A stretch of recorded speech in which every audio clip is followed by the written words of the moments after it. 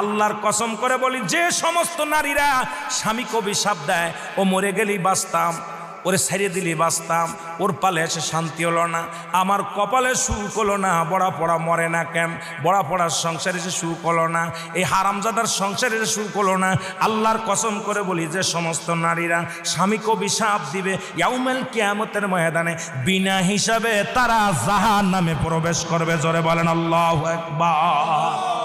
আমার মারা যারা মাইকের আওয়াজ শোনেন, শুনে নেন,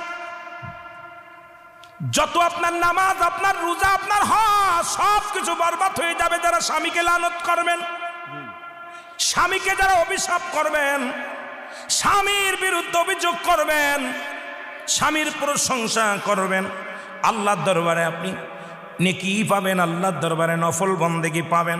সারা রাত পরে আপনি ইবাদত করেছেন, আর একবার বলেন, আপনার মার কাছে বলেন, বোনের কাছে বলেন, ভাইয়ের কাছে বলেন, ভাইরে তোমার দুলো ভাইটা কত সুন্দর, উনি ফরেজগার মানুষ, নামাজি মানুষ, আমাকে ভালোবাসে।